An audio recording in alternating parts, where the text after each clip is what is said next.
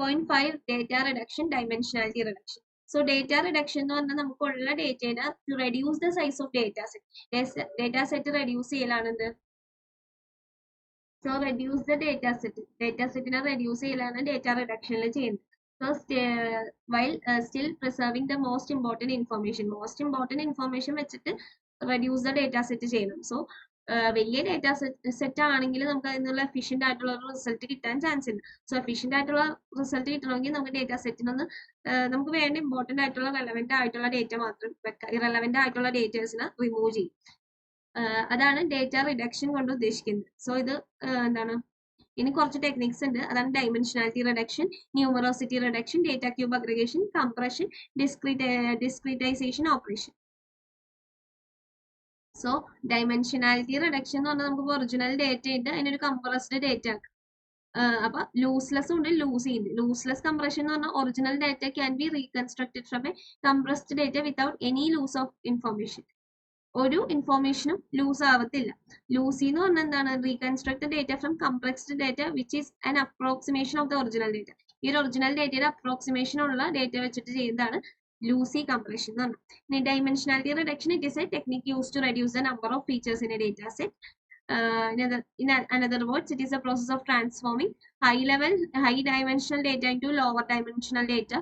അപ്പോൾ അതിനെയാണ് ഡൈമെൻഷനാലിറ്റി റിഡക്ഷൻ എന്ന് പറയുന്നത്. It eliminates the outdate or redundant ആയിട്ടുള്ള ഫീച്ചേഴ്സ് ഒക്കെ എലിമിനേറ്റ് ചെയ്യും. സോ ഇതിൽ 3 മെത്തേഡ്സ് ആണുള്ളത്: wavelet transform, principal compound analysis, attribute subset selection.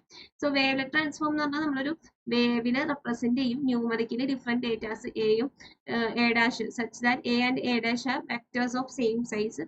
ഈ ഒരു ഡയഗ്രാം പഠിച്ചു വെക്കുക. ഇത് ഹാർഷ് 2ന്റെ ഡോബാച്ചി 4ന്റെയും ഒരു വേവ്ലെറ്റ് ട്രാൻസ്ഫോർമേഷൻ ആണ് വരച്ചേക്കുന്നത്. സോ കംപ്രസ്ഡ് ഡേറ്റയെ നമ്മളൊരു സ്മോളസ്റ്റ് വേവ് കോഎഫിഷ്യന്റ് ആയിട്ട് റെപ്രസെന്റ് ചെയ്യണം എന്നാണ് ഇവിടുത്തെ പോയിന്റ്. ഇനി പ്രിൻസിപ്പൽ കോമ്പൗണ്ട് അനാലിസിസിൽ we have a set of data ഉണ്ട്.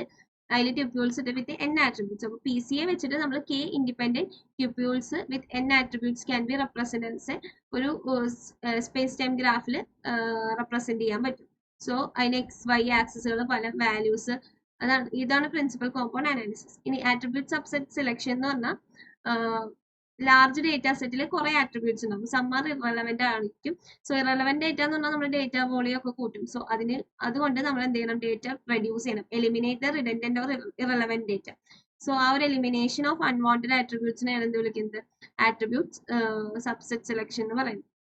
ഇനി ന്യൂമറോസിറ്റി റിഡക്ഷൻ. ന്യൂമറോസിറ്റി റിഡക്ഷൻ എന്ന് പറഞ്ഞാൽ reduce the original data volume and represent in A smaller form, ചെറിയൊരു ഫോമിലോട്ട് മാറ്റാം. സോ ഈ ടെക്നിക്കിൽ ഇൻക്ലൂഡ് 2 ടൈപ്സ്. പാരാമെട്രിക് ഉണ്ട്, നോൺ പാരാമെട്രിക് ന്യൂമറോസിറ്റി റിഡക്ഷനും ഉണ്ട്.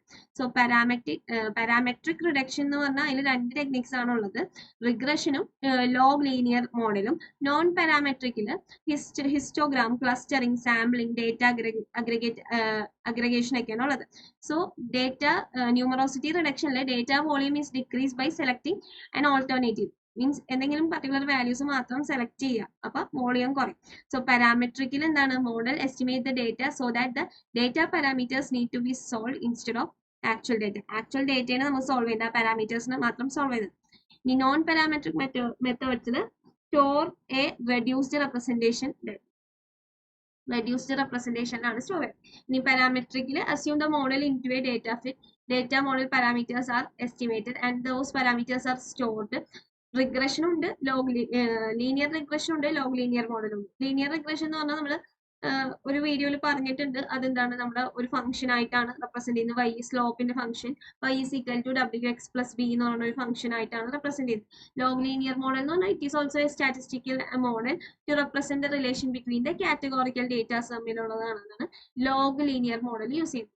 ഇനി നോൺ പാരാമെട്രിക്കിൽ do not assume the specific data model, uniform reduction in the data size. അതിൽ നമ്മൾ use ചെയ്യുന്നത് histogram, clustering, sampling, data group aggregation, data compression ഒക്കെയാണ് യൂസ് ചെയ്യുന്നത്. സോ ഡേറ്റ ഹിസ്റ്റോഗ്രാം എന്ന് പറഞ്ഞാൽ നമ്മൾ പർട്ടിക്കുലർ ഫ്രീക്വൻസി ഡിസ്ട്രിബ്യൂഷൻസ് വെച്ചിട്ട് ഹിസ്റ്റോഗ്രാം ക്രിയേറ്റ് ചെയ്യും. ക്ലസ്റ്ററിംഗ് എന്ന് പറഞ്ഞാൽ പർട്ടിക്കുലർ ഗ്രൂപ്പ്സ് ആയിട്ട് ക്രിയേറ്റ് ചെയ്യും. ഡേറ്റ സാമ്പിളിംഗ് എന്ന് പറഞ്ഞാൽ എന്താ? സെലക്ട് ദ സബ്സെറ്റിനെ ക്രിയേറ്റ് ചെയ്യുന്നത്.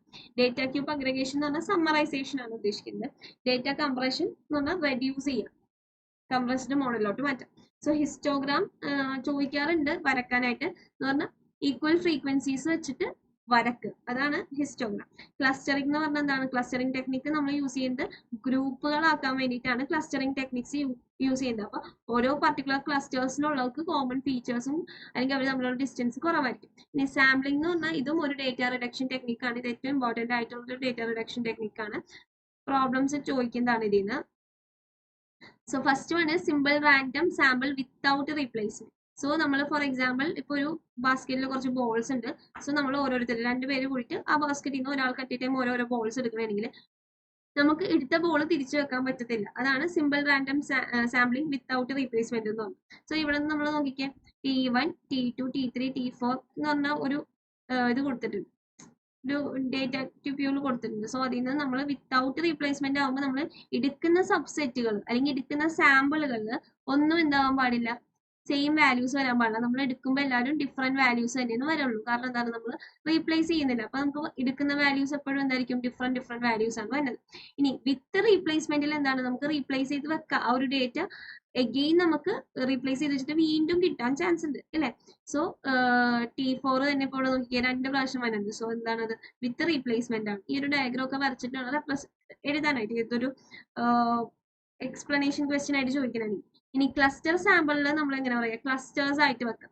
സോ ഇവിടെ ഇത്രയും ഡേറ്റ ഉണ്ട്. സോ ഇതിന് ഈ ഒരു ക്ലസ്റ്ററിനെ ചൂസ് ചെയ്തു. നമുക്ക് വേണ്ട ക്ലസ്റ്റർ T201 മുതൽ 300 വരെ വേണമെങ്കിൽ അത് എടുക്കാം. അല്ലെങ്കിൽ ക്ലസ്റ്റർ സൈസ് സാമ്പിൾ 701 തുടങ്ങി 800 വരെയുള്ളത്. അത് നമുക്ക് വേണ്ട ക്ലസ്റ്റേഴ്സ് മാത്രം എടുക്കലാണ് ഇത് ക്ലസ്റ്റർ സാമ്പിളിംഗ് എന്ന് പറയുന്നത്. ഇനി സ്ട്രാറ്റിഫൈഡ് സാമ്പിളിംഗ് എന്ന് പറഞ്ഞാൽ സ്ട്രാറ്റാസിനെ ക്രിയേറ്റ് ചെയ്യും. മ്യൂച്വൽ ആയിട്ടൊരു ഡിസ്ജോയിന്റ് വെച്ചിട്ട് സ്ട്രാറ്റാസിനെ ക്രിയേറ്റ് ചെയ്യും. ഇപ്പൊ ഇവിടെ നിന്ന് നോക്കി ഈ ഒരു ഡേറ്റയിൽ ഇവിടം വരെ നമുക്ക് എന്താണ്? യൂത്ത് ആണ്. ഇവിടം വരെ മിഡിൽ ഏജ്ഡ് ആണ്. 2 സീനിയർ ആണ്. സോ ഇതിന് നമ്മൾ എന്ത് ചെയ്യണം? ഇവിടെ 4 ഡേറ്റ ആണെങ്കിൽ അതിൽ നിന്ന് സ്പ്ലിറ്റ് ചെയ്തിട്ടൊരു മ്യൂച്വൽ എന്ന് പറഞ്ഞാൽ ഒരു പർട്ടിക്കുലർ ഒരു ഹാഫ് വാല്യൂ വെച്ചിട്ട് ഡിവൈഡ് ചെയ്യും. ഇവിടെ 2 യൂത്ത്. ഇവിടെ ഇപ്പൊ 8 മിഡിൽ ഏജ്ഡ് ഉണ്ടെങ്കിൽ അതിൽ നിന്ന് എത്ര എണ്ണം എടുക്കണം? 4 എണ്ണം ഈക്വൽ ആയിട്ട് കട്ട് ചെയ്ത് 4 ഇഷ്ടമുള്ള വാല്യൂസ് എടുക്കും. സീനിയറിൽ നിന്ന് ഇപ്പൊ എത്ര? 2 എണ്ണം ഉള്ളെങ്കിൽ ഇതിൽ നിന്ന് 1 എണ്ണം എടുക്കും. അപ്പൊ ഇഷ്ടമുള്ളത് എടുക്കുക. അതാണ് സ്ട്രാറ്റിഫൈഡ് സാമ്പിളിംഗ് എന്ന് പറയുന്നത്. സാമ്പിളിംഗ് ക്വസ്റ്റ്യൻ എപ്പോഴും ചോദിക്കേണ്ടതാണ്. 14 മാർക്സ് ക്വസ്റ്റ്യൻ ചോദിക്കുന്നത്. ഇനി ഡേറ്റ ക്യൂബ് അഗ്രഗേഷൻ എന്ന് പറഞ്ഞാൽ ഇതുപോലെ തന്നെ നമുക്ക് നേരത്തെ പറഞ്ഞതാണ്. പല ഇയേഴ്സിൽ ഉണ്ടെങ്കിൽ അതിനൊരു സമ്മറൈസ്ഡ് വാല്യൂ എടുക്കുന്നതാണ് എന്ത്?